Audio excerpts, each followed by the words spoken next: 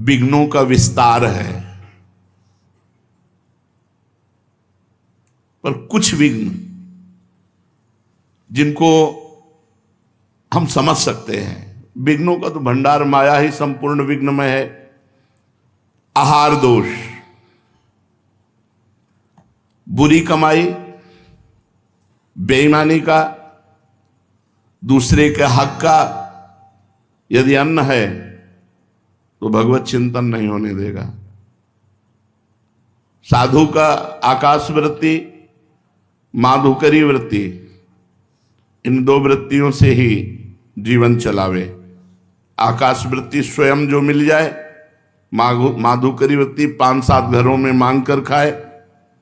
गृहस्थ सच्ची कमाई का, पवित्र धन का, पवित्र अन्न रांध कर भगवान को भोग लगाकर प्रसाद रूप में पाए तो आहार दोष से मुक्त हो जाएगा। आहार दोष ये भक्ति का प्रथम दोष है जो भजन नहीं होने देगा। प्याज लहसुन, जिस रसोई में मांस रांधा गया हो उस रसोई का बना हुआ अन्न, अगर एक बार पात्रों में मांस रांध दिया गया है और उसी में खीर पूड़ी रोटी दाल बना के आपको दी जाए तो जो मांस खाने से बुद्धि अपवित्र होगी वही उस पात्र के रांधे हुए अन्न के खाने से बुद्धि अपवित्र हो जाएगी। इसलिए आहार पर विशुद्ध भाव हमारा रहे। हम ऐसा आहार तैयार करें जो भगवान को भोग लगा सकें और प्रभु को भोग लगाने के बाद उसे पावें। दूसरा, शरीर का अस्वस्थ रहना। यदि हम व्यायाम नहीं करेंगे, कुछ देर आसनों पर नहीं बैठेंगे, प्राणवायु शुद्ध नहीं रखेंगे तो अन्न खा रहे हैं, हमारा शरीर दोषयुक्त हो जाएगा। गैस, ब्लड प्रेशर, शुगर, ये साधारण सी बीमारियां असाधारण रूप धारण कर लेंगी। आपसे सच्ची कहते हैं, यदि आप 1 घंटे पद्मासन और सिद्धासन में बैठने का अभ्यास करें और 20 मिनट प्राणायाम करें, कोई रोग नहीं होगा। ब्लड प्रेशर, शुगर, कुछ नहीं। ब्रह्मचर्य ठीक है, आसनों का थोड़ा अभ्यास है, क्योंकि आप लोग कोई गृहस्थ थोड़ी हो। जो गृहस्थ हैं वो भी 30 मिनट 40 मिनट का तो अभ्यास कर ही सकते हैं। वो केवल अपनी पत्नी से संतानोत्पत्ति के लिए सहवास करें, वो ब्रह्मचारी ही माने जाते हैं। जो एक पत्नी व्रत केवल संतानोत्पत्ति के लिए सहवास करता है। आसनों पर बैठने से संपूर्ण शरीर में जो रोग रोकने की क्षमता है वो बढ़ती है। जैसे आप पद्मासन में हर नस नाड़ी आपकी एक्टिव हो जाएगी। हमारे कई ऐसे स्थान हैं जो एक्टिव नहीं हो पाते और हम अस्वस्थ हो जाते हैं। प्राणवायु के संशोधन के द्वारा मन एकाग्र, ब्रह्मचर्य पुष्ट, प्राणवायु सूक्ष्म, अखंड भगवत चिंतन। जवान शरीरों में 1 घंटा व्यायाम होना चाहिए, नाम जप करते हुए, दंड बैठक, 2-3 किलोमीटर दौड़ना, चलना फिरना, जो भी व्यायाम, आसन, प्राणायाम, ये साधु के जीवन। हमारे गुरुजी रसिक शिरोमणि हैं, तीनों बातें होती हैं। आप देखते हो, भ्रमण करने जाते हैं, हमने देखा है एकांत में व्यायाम और प्राणायाम करते हुए, प्राणायाम व्यायाम, क्योंकि शरीर स्वस्थ तो भगवत उत्साह बना रहता है। दोनों किडनी फेल हैं, समस्या ही समस्या है। पर यदि पूर्व से साधन पक्ष ना होता तो हम तुम्हारे सामने बोल नहीं सकते थे। लेकिन आज भी अपने टाइम से साधना में बैठते हैं, तब टाइम से उठते हैं। ज्यादा देर बैठने की क्षमता नहीं रहती तो सोफा का आश्रय ले लेते हैं, पीठ ऐसे लगी रहे। साधन पर शिथिलता मतलब मृत्यु। शरीर जमुआई आ रही है, ये रोग हो गया, वो। हर रोग को शासन में लेने के लिए आसन और प्राणायाम है। आप करके देख लो, हर रोग को शासन में। जब आपका कफ ठीक हो जाएगा और पित्त ठीक हो जाएगा और वायु ठीक हो जाएगी तो आपका शरीर फूल जैसा हो जाएगा, स्वस्थ हो जाएगा। बिगड़ता यही तीन है, और तीनों को शासन में लेने के लिए पर्याप्त है आसन और प्राणायाम। ये कौन करता है? तो कितना आपके अंदर चिंतन चलता है, धुआंधार चिंतन चलता है। जिस समय आपकी प्राणवायु सूक्ष्म होगी, एक एक श्वास में 10-10 बार नाम, 20-20 नाम जरूर। अस्वस्थता शरीर में ना आने पाए। यावत स्वस्थमिदम कलेवरम यावच्च दूरे जरा। स्वस्थमिदम कलेवरम, इदम कलेवरम, ये शरीर यदि स्वस्थ है बहुत बढ़िया भजन, भजनानंदी के लिए, नहीं भोगी पुरुष के लिए तो भोगों में उतर जाएगा। साधक को चाहिए, मान लो हमारी बात, व्यायाम जरूर करो, 20-30 मिनट ही व्यायाम करो और 10-20 मिनट प्राणायाम करो, जरूर करो। मान लो नाम राधा राधा रटते हुए प्राणवायु का संशोधन, आप तेजस्वी रहेंगे। साधु का चेहरा बुझा हुआ थोड़ी होता है। मुख प्रसन्न तन तेज विराजा, कीन्हे रामचंद्र कर काजा। भगवान के कार्य में स्थित है, इसलिए मुख में प्रसन्नता और तेज विराजमान होता है। साधु ढकी हुई राख में जैसे अग्नि, ऐसा होता है। अगर आप आसन प्राणायाम व्यायाम ये सब नहीं करते तो आप कुछ भी खाइए, आपका स्वप्न दोष होगा, आप गलत विचार वाले होंगे, आपके अंदर प्रमाद होगा, कुछ दिनों में शरीर गैस आदि रोगों से युक्त हो जाएगा। गैस बनती है, हमें ये पर गैस वैस। आसन में बैठो, हाँ 2 घंटे पद्मासन में बैठो, देखो अगर कपार से लेकर तुम्हारे नाखून तक पसीना ना जाए तो हमें बता देना, हर नस नाड़ी एक्टिव हो जाएगी। 2 घंटे 20 मिनट बैठना तो मुश्किल है, बैठ के देखो 40 मिनट में तो लहरें आने लगेंगी। बैठ के तो देखो, पूरे शरीर को स्वस्थ रखने के लिए हमारे यौगिक मार्गों में ऐसी व्यवस्थाएं हैं। और जब आसन प्राणायाम करे तो कम से कम 45 मिनट कुछ भी ना खाए पिए। अगर खाए पियोगे तो वायु बिगड़ जाएगी। आलस्य, गुरुजी ने 11 माला कहा है, आज 4 माला कर लेते हैं, कल 11 माला में और मिला करके पूरे कर लेंगे। कल आया परसों कर लेंगे, ऐसा आलस्य नहीं।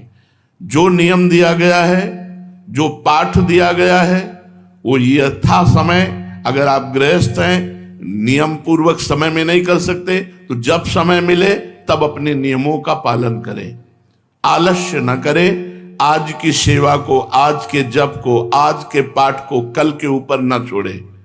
काल करे सो आज कर, आज करे सो अब, पल में परलय होएगी, बहुरी करोगे कब, पता नहीं कल जिए कि ना जिए। तो आज गुरु जी ने जो नियम दिया है उसे हम जल्दी उठें और उठ करके अपने नियम को पूरा करें। प्रमाद ना करें, आलस्य प्रमाद न करें। भगवत कार्य को, हम करने योग्य कार्य को त्याग करके ना करने योग्य कार्य में उत्साह रखना, इसे प्रमाद कहते हैं। आलस्य आज के कार्य को कल के ऊपर छोड़ना, और प्रमाद ना करने योग्य कार्य करने का उत्साह रखना और करने योग्य कार्य को छोड़ देना, इसे प्रमाद कहते हैं। ये भक्ति के बड़े दोष हैं, प्रमाद नहीं होना चाहिए।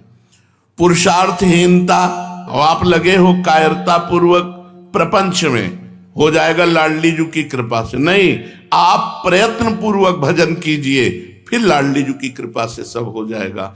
मन क्रम वचन छाणी चतुराई, भजत कृपा कर है रघुराई। ये शरणागति आश्रय नहीं है।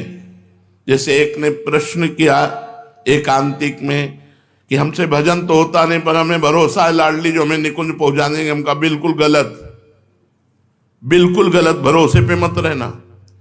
भरोसा तब दृढ़ माना जाएगा जब आपके आचरण पवित्र और नाम सुमिरन चल रहा है। आपका सुमिरन नाम पवित्र है, परम पवित्र भगवत भजन न करो, मन मानी आचरण करो और तुम निकुंज आओ, बैकुंठ से विमान तुम्हारे लिए आ जाएगा। तो भगवान सबके दुश्मन है क्या? भगवान सबसे वैर किए हुए हैं क्या?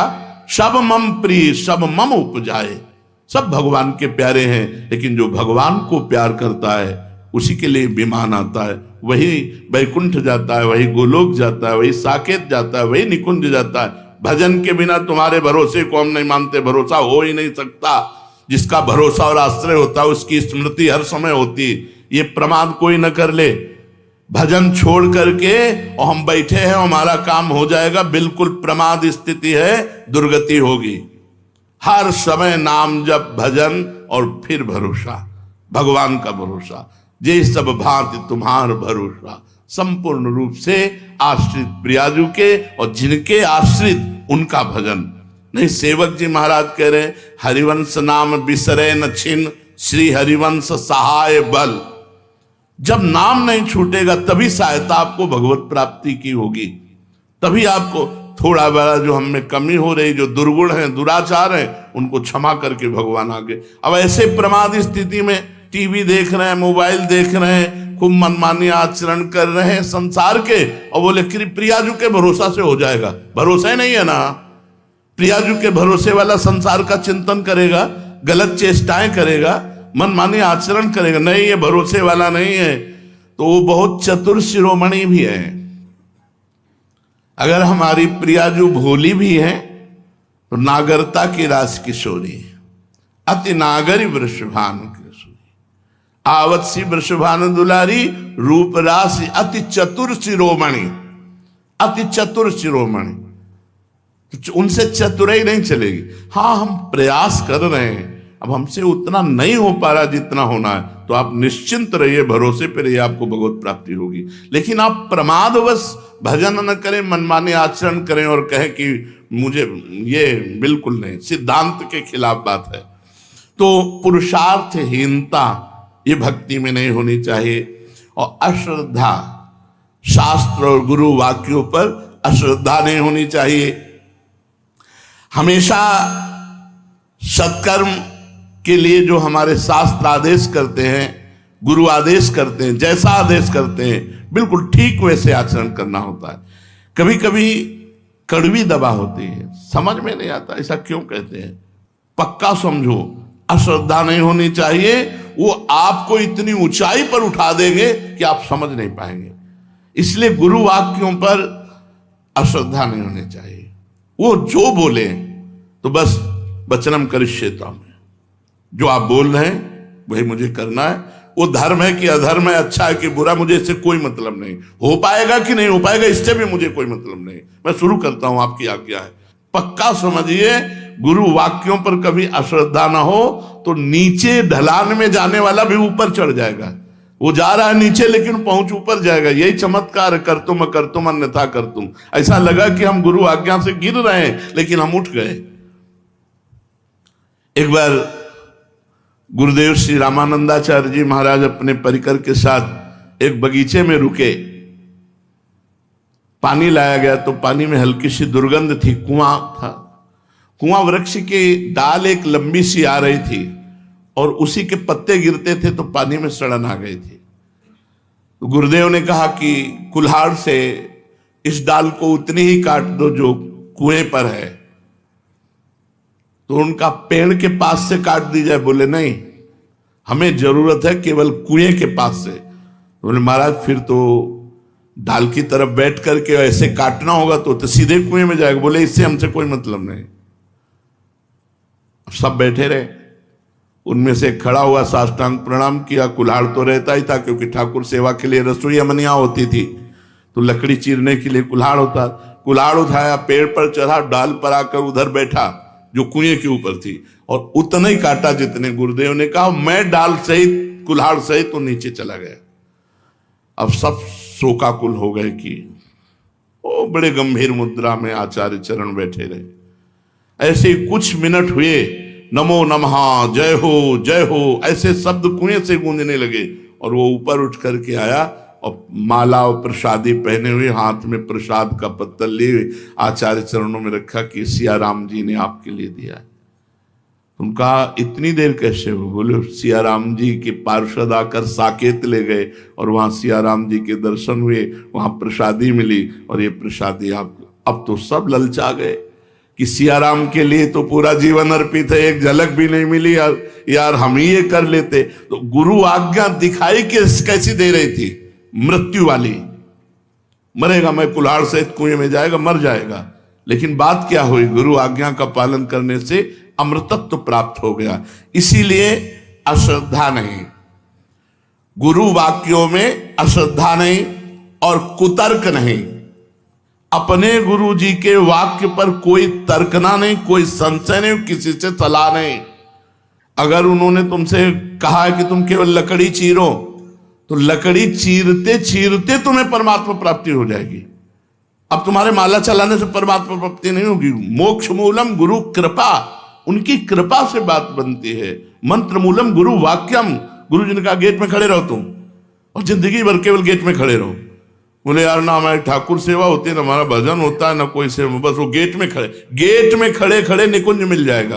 क्योंकि गुरु वाक्य है ना, तो गुरु वाक्य से सब काम बन जाएगा। तो गुरु वाक्य में कुतर्क ये बहुत बड़ी समस्या है, बड़ा अवगुण है भक्ति मार्ग में।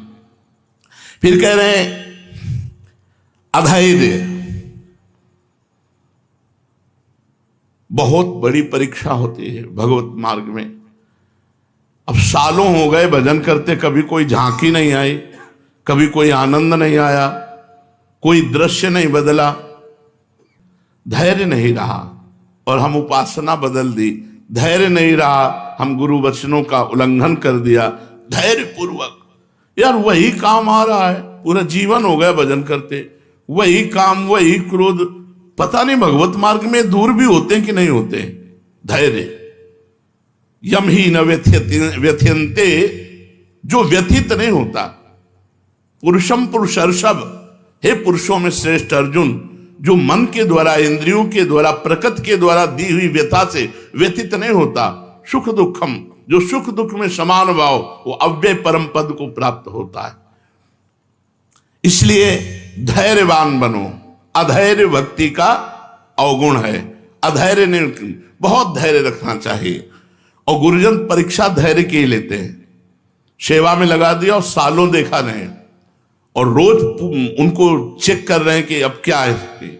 सालों बात नहीं की, सालों मिले नहीं, सालों उत्साह वर्धन नहीं किया, और वो अपनी उसी सेवा में ज्यों का त्यों लगा रहा धैर्य पूर्वक। तो गले लगा लिया, हृदय से लगा लिया।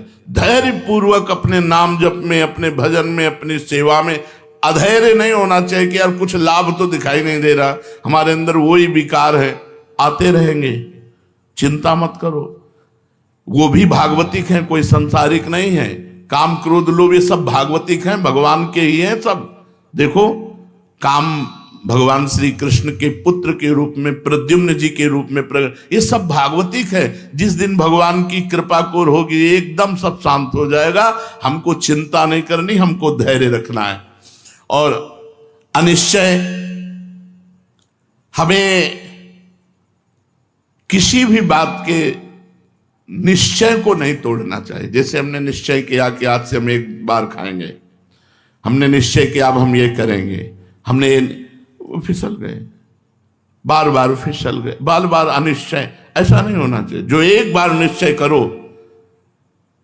हम तो कहते हैं कि तुम करो ही मत निश्चय, जो आज्ञा हो उसके अनुसार चलो, पर यदि निश्चय करो तो फिर उसको टालो मत। जो प्रण लो, जो प्रतिज्ञा करो, जो निश्चय करो, उस पे चलो।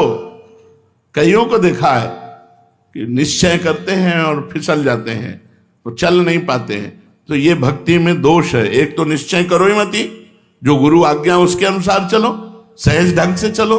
यदि निश्चय कर लिया कि बोले हम तो निश्चय कर लिया है कि अभी एक टाइम ही पाएंगे, और दबा के दोनों टाइम चल रहा है, तो फिर तुम्हारा निश्चय कैसा, हम ये करेंगे, हम ये करेंगे, हम ये करेंगे। अच्छा है, प्रयत्नशील रहो, लेकिन जो निश्चय करो उसे पक्का करो। संशय ना भगवान में, ना अपनी साधना में। असंयम, जो आप नियम से चल रहे हैं उसमें व्यवधान नहीं होना चाहिए, असंयम नहीं आना चाहिए। असहिष्णुता, थोड़ी सी बात में प्रत्युत्तर में दुखी हो जाना, जरा सा बात बोला नाक पे गुस्सा, सहनशीलता ना होना, ये भक्ति का बहुत बड़ा दोष है। और अपवित्र रहना, झूठे मुंह रहना, लघुशंका संभाल के करो, वस्त्रों में न गिरने पावे। और मूत्रेंद्री को जल से प्रक्षालन करो, फिर हाथ धो, फिर 3 बार आचमन करो।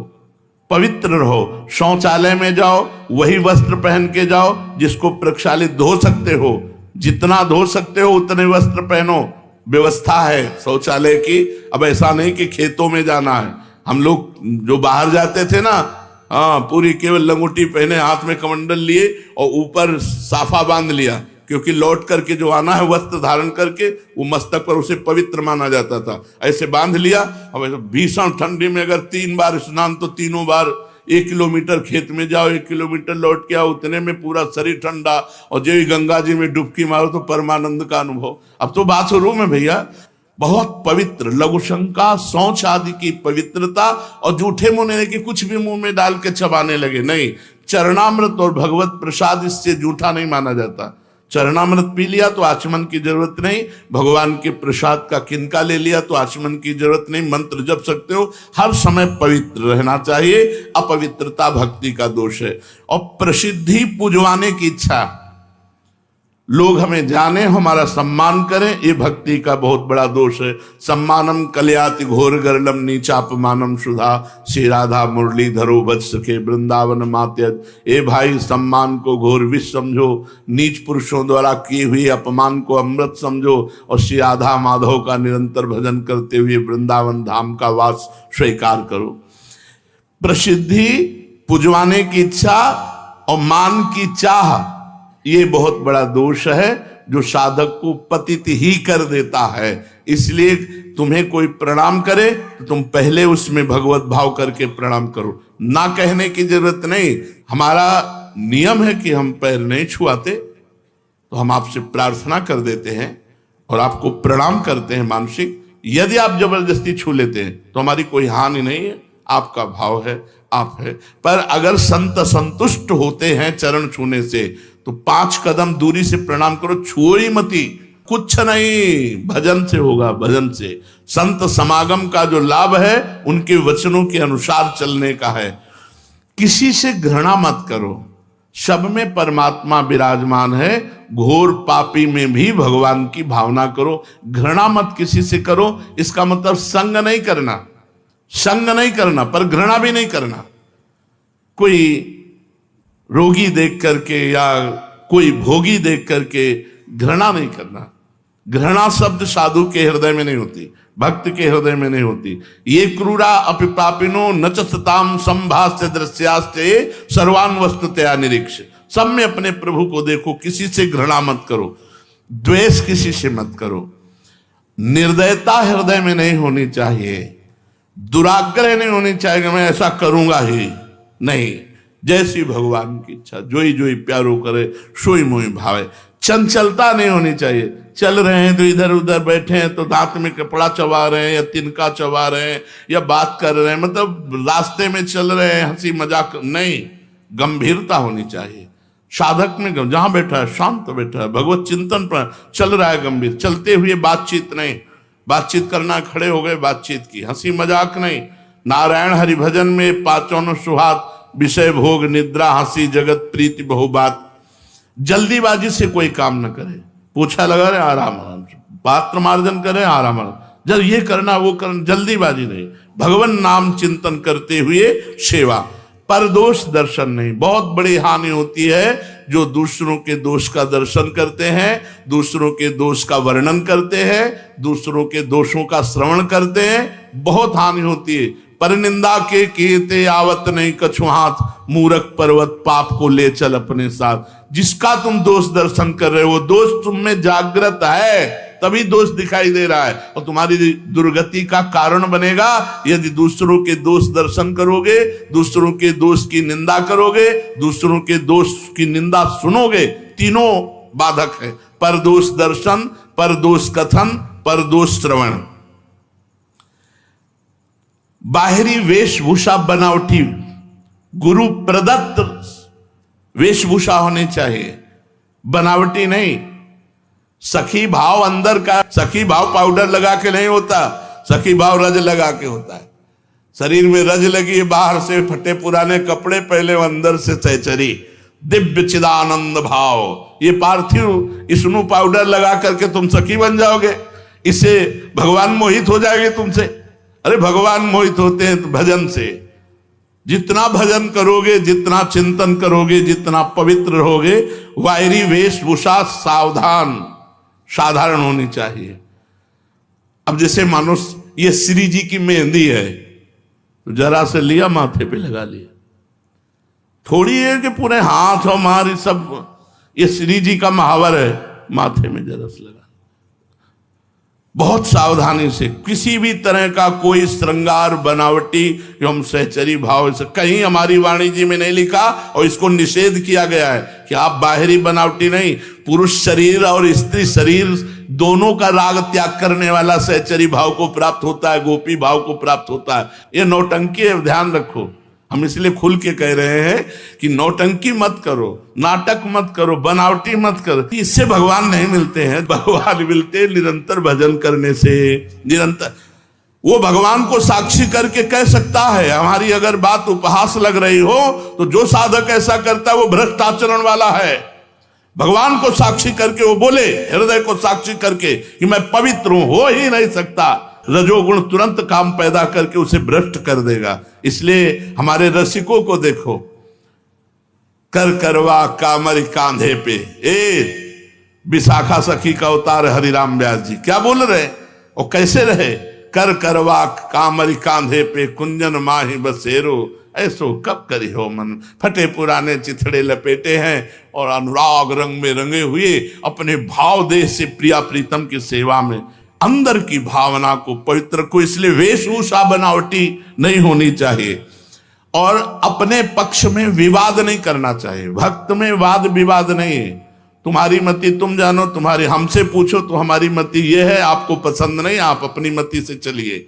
वाद विवाद नहीं, शास्त्रार्थ नहीं और शरीर की आराम की चाह नहीं। यदि भगवत प्राप्ति करनी है तो रात दिन प्रयत्नशील रहो। 4-5 घंटे अगर सोने को मिल जाए तो बहुत है। हर समय भजन सेवा इसी में लगे रहो, वाणी पाठ नाम चिंतन, समय को बर्बाद मत करो। शरीर को आराम, विलासिता, उतने पानी खर्चा करो, उतने बिजली खर्चा करो, उतने सामान खर्चा करो, उतने भोजन लो जितने से काम चल जाए। ये नहीं कि फेंकना पड़े और विलासिता, आप बाथरूम में हो, कूलर और बिजली चल रही, प्रकृति का उतना ही प्रयोग करो। हम एक बूंद पानी एक्स्ट्रा नहीं जाने देते, मग्घा में उतने लेंगे जितना जरूरत है, बस ऐसे, क्योंकि वो दूसरे के काम में आएगा। प्रकृति की वस्तु है तो विलासिता ना करे, वस्तु को बर्बाद न करे, जितनी आवश्यकता है उतना ही प्रयोग करे। अधिक से अधिक दूसरों की सेवा करने की प्रवृत्ति रखे। साधक कोई मनोरंजन न करे कि अब सेवा हो गई और अपने कमरे में गए हो, स्मार्ट मोबाइल है, जो मन आया सो देखा, मनोरंजन किया। अब कदापि नहीं। उतने 10 मिनट 20 मिनट में 24 घंटा के भजन पर पानी फेर देगा मोबाइल। तुम्हारे अंदर वही कामनाएं जागृत हो जाएंगी जो दृश्य देखोगे। बड़ा चिंतन का खेल होता है। डर लगता है कि यार कोई भी बात काल में पहुंचेगी, मन उसको साकार रूप से दिखाई देने लगेगा। मनोरंजन में न फंसे, नहीं, जो दृश्य देखोगे मन वही दृश्य में फंसा देगा। कुसंग ना होने पावे। जो भगवत विमुख जन शराब पीते हैं, मांस खाते हैं, नाना प्रकार के कुविचारों से युक्त हैं, ऐसे लोगों का संग ना होने पावे। साधना के प्रतिकूल कभी कोई क्रिया ना होने पावे। अनावश्यक कोई साहित्य ना पढ़िए। गुरुजनों का कभी तिरस्कार ना होने पावे और सदैव भगवत चिंतन में बना रहे। इन दोषों का त्याग करके वही भगवान को सहज में प्राप्त कर सकता है। शेष चर्चा आगे। श्री राधा वल्लभ लाल की। ये हमें जो सानिध्य मिला है, अब हमारे जीवन मुक्त होने का समय है। अर्थात दुख सुख लाभ हानि जय पराजय शत्रु मित्र मान अपमान निंदा स्तुति उन्नति अवनति, इस सब प्रपंच से मुक्त होने का अवसर मिल गया है। अब किसी अन्य भ्रमात्मक सुख की लालसा में, मनोरंजन में हम अपने समय को नष्ट ना करें।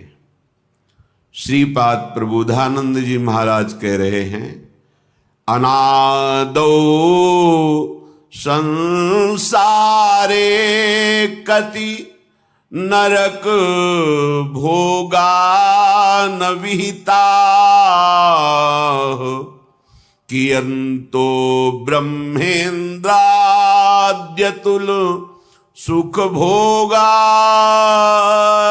न कृता, तदास्मिन्ने कस्मिन् वपुष सुख दुखे न गणयन सदैव श्री वृंदावन मखिल सारम भज सखे। हे सखे, हे मित्र, मेरी बात मान लो। अनादौ संसारे कति नरक भोगा न विहिता। कितनी बार तुमने नरक भोगा है, तुम्हें याद नहीं है। बड़े बड़े दुख भोगे हैं। इस माया का कार्य ही है हर परिस्थिति को विस्मृति के गर्त में लीन कर देना। हमने बहुत बार नरक भोगा है। और कह रहे हैं कियंतो ब्रह्मेन्द्याद्यतुल सुख भोगाश्च न कृता। ब्रह्मा इंद्र आदि के ऐसे कोई सुख नहीं बचे जो तुमने ना भोगा हो। क्योंकि अनादौ संसारे, कब से सृष्टि हुई है कोई तिथि तारीख नहीं है। यह अनादि अनंत महामहिम प्रभु की मायामयी लीला है। जब से लीला प्रारंभ हुई तो कभी हमने बहुत बार नरक भोगा, कभी ब्रह्मा के सुख भोगे, कभी इंद्र के सुख भोगे। दुख का चरम सीमा स्थान नरक है और सुख का, लौकिक सुख का, ब्रह्मा का सुख, देवराज इंद्र का सुख है। दोनों को श्रीपाद वर्णन कर रहे कि दुख भी चरम सीमा का भोगा और लौकिक माया रचित सुख भी चरम सीमा का, ब्रह्मा का, देवराज इंद्र का तुमने भोगा है। माया की विस्मृति में हमें याद नहीं। जैसे अभी इसी जन्म में मां के गर्भ में बड़ा दुख भोगा पर कुछ याद नहीं। माया ने विस्मृति के गर्त में लीन कर दिया। अब कह रहे हैं सावधान हो जाओ। तदास्मिन नेकस्मिन वपुष सुख दुखे न गणयन। हे मित्र, अब तुम केवल एक जन्म सावधान हो जाओ। ये जो शरीर है, बहुत दुख भोगे, बहुत सुख भोगे। अब दुख सुख की कोई गणना मत रखो, अर्थात उससे प्रभावित मत हो। ये जीवन प्रभु को दे दो। सदैव श्री वृंदावन मखिल सारम भज सके। अखिल सच्चिदानंद सुख का सार प्रेम रस स्वरूप ये वृंदावन है।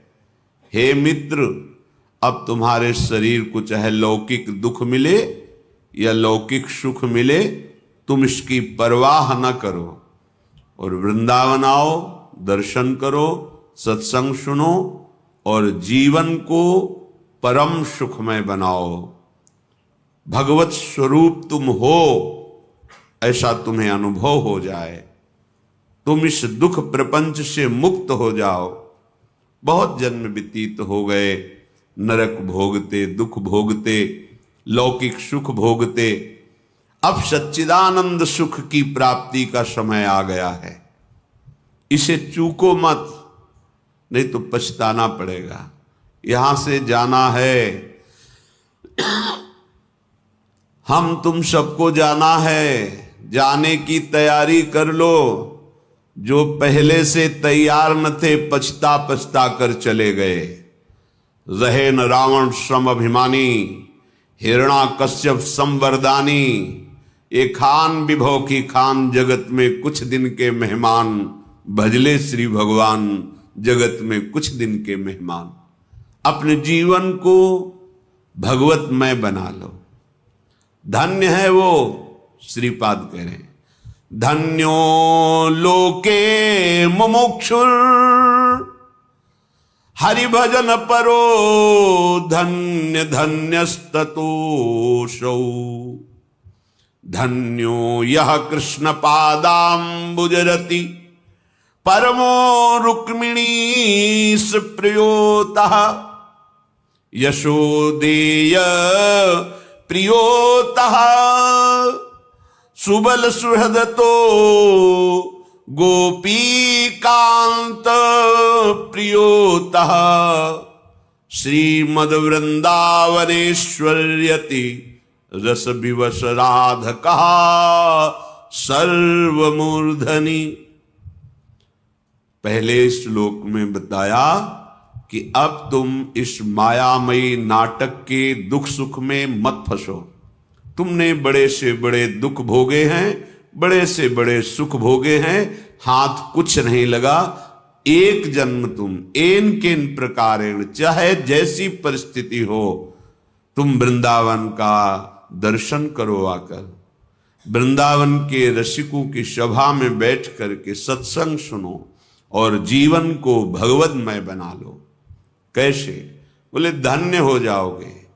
इस जगत में वो धन्य हो गया जिसके हृदय में ये बात आई कि मैं अब मुक्त होना चाहता हूं इस दुखों से। मुझे वो उपाय चाहिए जहां शारीरिक मानसिक किसी भी तरह का दुख स्पर्श न करे, कोई भी द्वंद्व हमें परास्त न कर पावे, कोई भी विकार हमारे हृदय को जला ना पावे, कोई भी भोग हमारे हृदय को विचलित ना कर पावे। मैं मुक्त होना चाहता हूं। इसे कहते हैं मुमुक्षता। ये बड़े भाग्य से कई जन्मों की आराधना से बात आती है। भगवान आदि गुरु शंकराचार्य जी ने तो कहा, हजारों जन्म की साधना के बाद किसी के हृदय में पैदा होती है मुमुक्षता। अब मैं मुक्त होना चाहता हूं, थक गया हूं। अब मुझे कोई भोग, कोई पद, कोई प्रतिष्ठा, कोई यश कीर्ति नहीं चाहिए। अब मैं इस मायाजाल से मुक्त होना चाहता हूं। ये अंदर से बात आना, वाणी से कहना अलग बात होती है। हृदय में भारी व्याकुलता पैदा हो जाना, अब मैं मुक्त होना, मेरा क्या स्वरूप है, मैं क्यों भटक रहा हूं इस देह भाव को लेकर। ये बड़े भाग्य से आते हैं। पूज्यपाद शिवड़िया बाबा जी के हृदय में जब मुमुक्षता का स्वरूप जागृत हुआ, पहले कामाख्या देवी की आराधना करके विचार किया कि मैं ऐसा कुछ प्राप्त करूं जिससे जगत के गरीबों का दुख मिटा सकूं, जो दुखी जन है उनको सुख प्रदान करूं। जैसे महाराज युधिष्ठिर ने बटलोई सूर्य से प्राप्त की, ऐसे हम त्रिपुर सुंदरी भगवती से कुछ ऐसा प्राप्त करेंगे, तपोबल से जगत का दुख मिटा देंगे। लगे साधना में। फिर लगा कि बहुत जड़ चैतन्य पूरा जगत है, क्या बटलोई जैसी कोई वस्तु मिल जाने से हम पूरे जगत को दुख से बचा पाएंगे? देखो महापुरुषों का चिंतन क्या होता है। नहीं नहीं, इससे भी ऊपरती हो गई। नहीं नहीं, ये ठीक नहीं है। संन्यास ले लिया, दंडी सन्यासी हुए। फिर विचार हुआ, क्या इस तरह से भ्रमण करने से बात बन जाएगी? नहीं नहीं, तो दंड भी गंगा जी में विसर्जित किया, गुरुदेव से आज्ञा लेके अब मुझे ब्रह्मबोध प्राप्त हो। फिर सब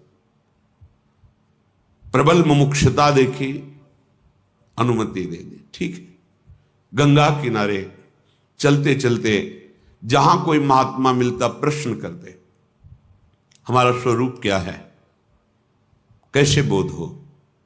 ताओ वेदांत की बात बोले, हम आपके अनुभव की बात सुनना चाहते हैं। हमें सूखे चने चबाने होते तो हम चबा लेते हैं, हमें आपका अनुभव चाहिए।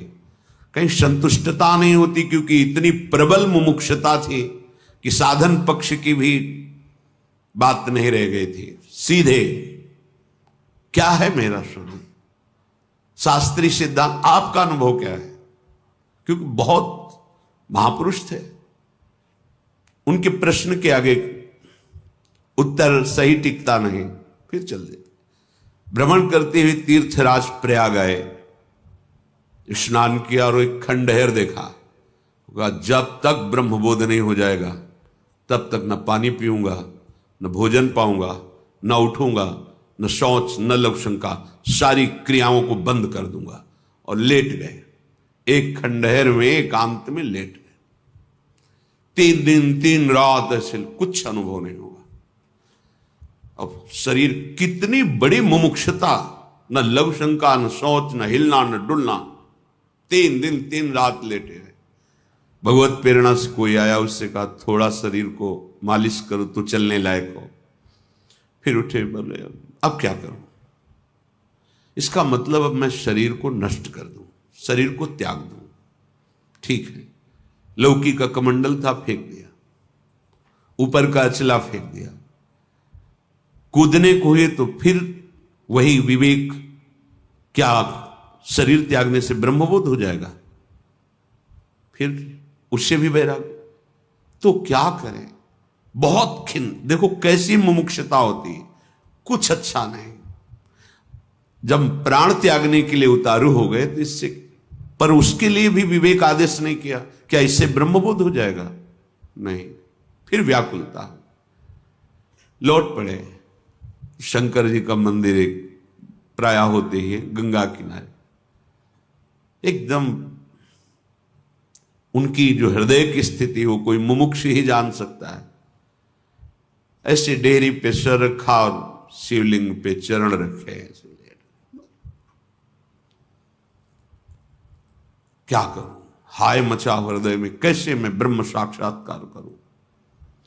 तंद्रा सी आई। तो जब कोई इतना व्याकुल होता है तो भगवान व्याकुल हो जाते हैं, जो चाहता है वो प्रदान करने के लिए। भगवान नर नारायण आए और उनको उपदेश किया। बस उसी समय स्वरूप का बोध हो गया। अब उसकी 18 घंटे पद्मासन में, उसी अनुभूति में, एक कवल, एक ग्रास केवल अन्न पाना, 18 घंटे ऐसे विश्राम, घुटने टेक दिए, ऐसे गिरिवार पद्मासन लगा हुआ है, यही विश्राम था। फिर मुमुक्षता, ब्रह्मबोध, विशुद्ध तत्व ज्ञान, ये कोई खिलौना थोड़ी है कि खेल लो 2 मिनट हो गया तुम्हें ब्रह्मबोध, पढ़ लिया वेदांत तो हो गया तुम्हें ब्रह्मबोध। कह रहे धन्यो लोके मुमुक्षुर, जो मुक्त होना चाहता है इस संसार से, धन्य है वो, धन्य है। आगे कह रहे हरि भजन परो धन्य धन्यस्ततोषौ, उससे भी धन्य धन्य वो है जो एक बात निश्चय कर लिया, अब मुक्त हो चाहे ना हो, जन्म हो मरण हो, दुख हो सुख हो, इसकी कोई परवाह नहीं। अब तो रात दिन हरि शरणम हरि शरणम हरि शरणम हरि शरणम, अब तो भजेंगे हम। हमारा जीवन भजन है, फल क्या मिलेगा मुझे कोई मतलब नहीं। तो उसके लिए 2 बार कहा धन्य धन्यस्ततोषौ, उस मुमुक्ष से भी श्रेष्ठ इसका निश्चय हुआ कि अब एक श्वास भी हरि भजन से खाली नहीं जाएगी। कुछ भी हो जाए, चाहे जितना दुख मिले सुख मिले, सुख में भी नहीं भूलूंगा और दुख में भी नहीं भूलूंगा। जन्म हो मरण हो इसकी भी कोई परवाह नहीं, स्वर्ग नरक अपवर्गास नहीं त्रास है। अब बस जीवन का लक्ष्य भजन, धन्य धन्य हो गया वो। इसके बाद कहे धन्यो यह कृष्ण पादाम्बुज रति, वो और धन्य हो गया जिसने हरि के श्री कृष्ण रूप की उपासना में चित्त जोड़ दिया। श्री कृष्ण चंद्रजू हमारे स्वामी हैं, हम उनके चरणों के आश्रित हैं, ऐसी भावना उनसे भी धन्य है। क्योंकि हरि का प्रेम रूप, प्रेमावतार हैं भगवान श्री कृष्ण, लीला पुरुषोत्तम। प्रेम ही प्रेम, प्रेम की एक अपनी मर्यादा होती है, वो कोई और मर्यादा रहने नहीं देता। ये बाढ़ है, बाढ़, जो सरिता सावन जल उमगत सन्मुख सिंधु सिधारे, ये प्रेम है। जब अब उफान में आता है सब बहा ले जाता है। इसीलिए प्रीति न काहू की कान बिचारे। श्री कृष्ण प्रेम लीला को बिना श्री कृष्ण कृपा के, बिना श्री कृष्ण प्रेम प्राप्त हुए समझा ही नहीं जा सकता है। इसलिए कह रहे हैं उस हरि भजन परायण से भी धन्य ये है जो श्री कृष्ण प्रेम वपु का दासत्व स्वीकार करके श्री कृष्ण रति में हा प्राण वल्लभ, हा जीवन धन, और उनके चिंतन में मगन है। परमो रुक्मिणीश प्रियोतः, वो भी परम धन्य हो गया जिसने रुक्मिणी वल्लभ द्वारिकाधीश भगवान की आराधना की। फिर यशोदे प्रियोता, यशोदानंदन जो नंद बाबा के आंगन में खेल रहे हैं, जिनकी चरण धूली, जिनकी झगुलिया प्रसादी पाने के लिए महादेव जी दरवाजे पर हट करके खड़े हैं, जिनके दर्शन के लिए एक से एक दिव्य महापुरुष रोज डेहरी की वंदना करते हैं आके नंदगांव में, क्योंकि अखिल लोकों ब्रह्मांडों के स्वामी बाल रूप से नंद बाबा के आंगन में खेल रहे हैं। ऐसे प्रभु की उपासना बोले उनसे भी सरस है। जो रुक्मिणी वल्लभ की उपासना करते उनसे भी वो धन्य है जो श्री कृष्ण के गोपाल रूप बाल रूप की आराधना करते हैं। फिर सुबल सुहृदतो, सुबल आदि सखाओं के परम सुहृद श्री कृष्ण, अर्थात जो सखा भाव से गोष्ठ वृंदावन में गायें चराते हुए विविध प्रकार की रसमयी लीलाएं अपने सखाओं के साथ करते हैं, वो यशोदानंदन जो नंद बाबा के आंगन में खेल रहे उनसे भी अधिक रस वो प्राप्त करते हैं। वो धन्याति धन्य है जो सखाओं के साथ भगवान श्री कृष्ण की लीला का रसास्वादन करते, अर्थात सख्य भाव से। फिर गोपी कांत प्रियोता, उनसे भी परम धन्य वो हैं जो गोपी वल्लभ की आराधना करते हैं। जहां रास महारास अत्यंत एकांत प्रिय लीलाएं भगवान गोपी वल्लभ गोपियों के हृदय को महाप्रेम में बना रहे हैं, जिन गोपियों की चरण धूलि को नारदादि उद्धवादि बड़े बड़े महापुरुषों ने वंदना की, उन गोपी वल्लभ की उपासना।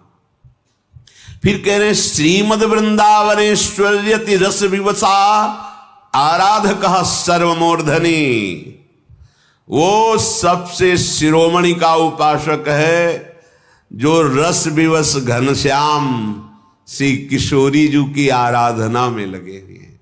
भ्रकुट निर्जित मदन मंद सस्मित बदन किए रस विवश घनश्याम पिय गोरी, ये रुचिर राजत बधू कानन किशोरी।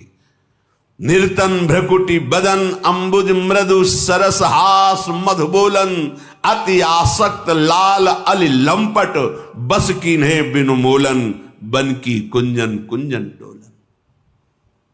आतुर अति अनुराग विवश हरि धाई धरत भुज मूल, आतुर अति अनुराग विवश हरि धाई धरत भुज मूल। ये जो स्वरूप है नव कनक चंपकावली दलितेन्दीवर सुवृंद निंदित स्त्री वृंदावन नव कुंजे किशोर मिथुनम तदेव भज रसिकम। अब उसके आगे क्या शब्द लगा? रसिक। अब भक्त नहीं लगा, संत नहीं लगा, अब लगा रसिक। भगवत रसिक, रसिक की बातें रसिक बिना को समझ सके ना। सर्वोपरि उपासना श्री वृंदावन में विराजमान नव कनक, नवीन स्वर्णिम कांति जिनके श्रीअंग से प्रकट हो रही है। चंपकावली, जैसे चंपा के पुष्प की कांति, पीतवर्ण, गौरवर्ण, श्वेत। और अब कैसे कोई उपमा दे? पीतारुण छवि मनंत तडिल्लताभाम, अनंत बिजलियों की सी कांति पीत और अरुणिमा लिए हुए ऐसी गोरी हमारी प्रिया जी।